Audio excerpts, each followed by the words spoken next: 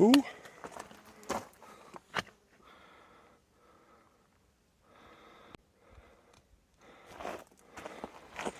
Is that an Easter egg?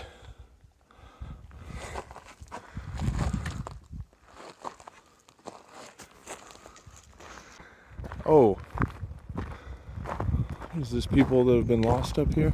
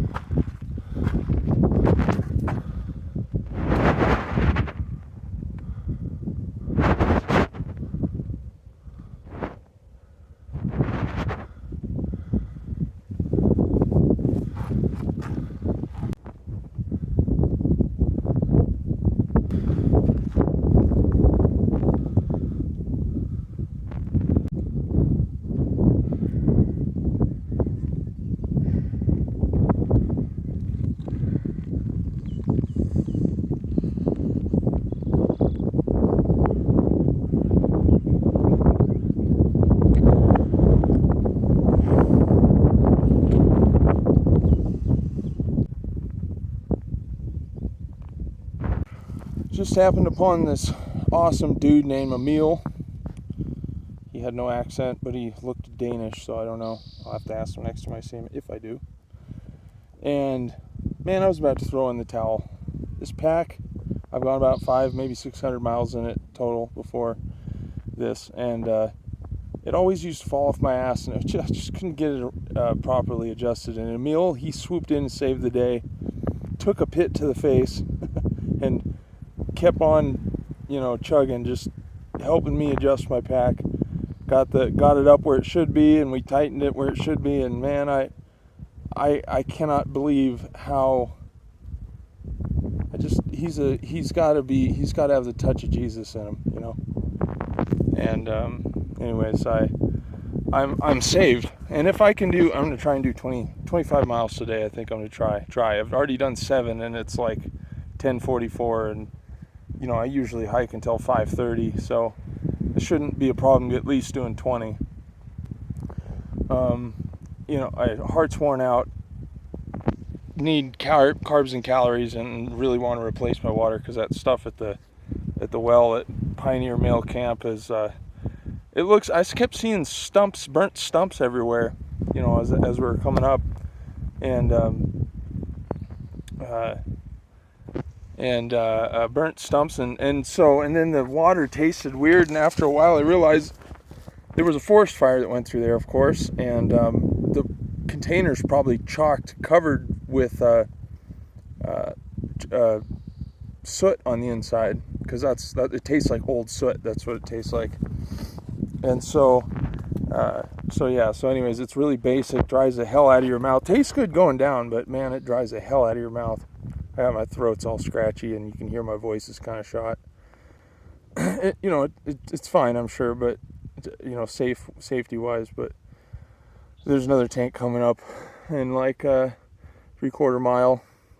I'll try that out, and hopefully it's not part of the same forest fire burn. I haven't seen a whole lot of burnt stumps around here, so just a lot of dead stuff everywhere. But God bless that guy. He saved my trip. I was seriously about to throw in. I called my dad, and I was like, "Hey, Dad, this ain't working out. I need a new pack, and plus my tent's falling apart. These poles are, you know, they're aluminum, so they're pretty tough. You know, they're not the carbon. They're not going to break in half. But look at the tips. They're totally gone. Biting flies everywhere. You know, my gear is, and then with the backpack, I can't afford to buy a new backpack.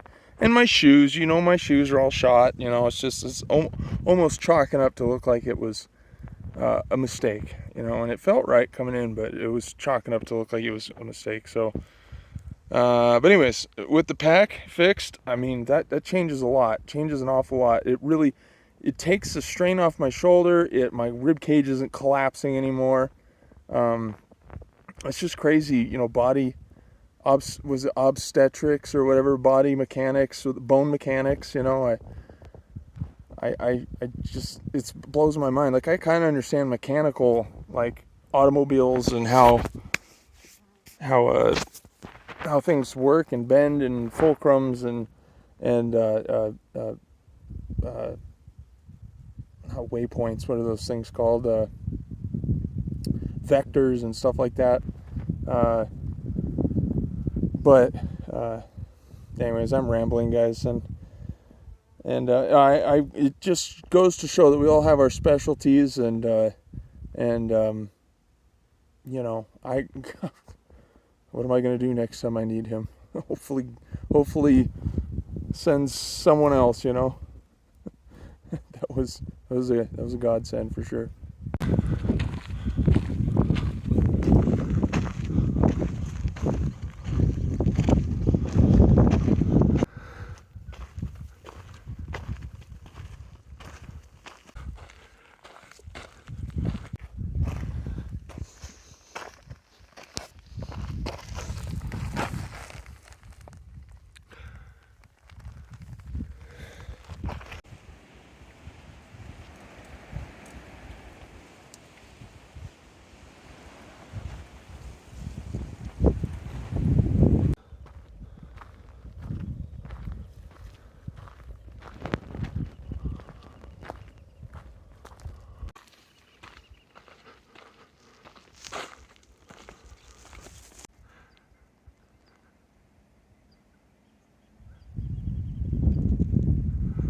See how the cloud slowly coming over.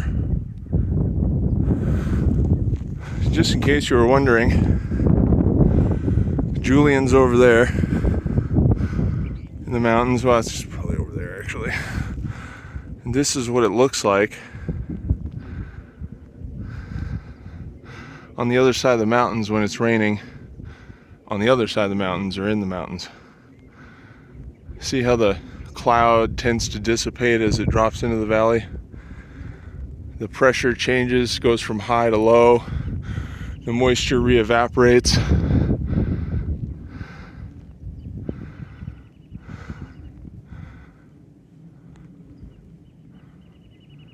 Oh, that's beautiful. I love that right there.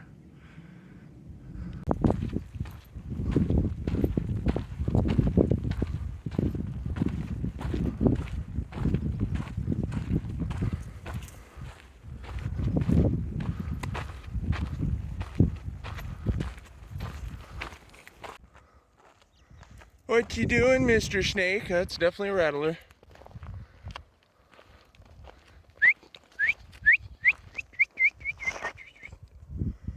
Get out of here, dude. I gotta get through here.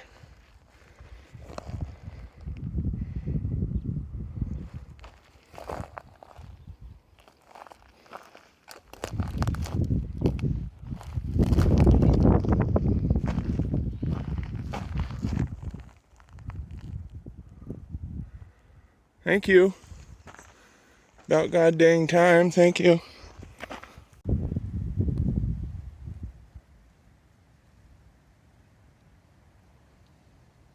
Will anybody who's a desert professional tell me what the heck is going on over there? That red line that's running up the ridge of the mountain.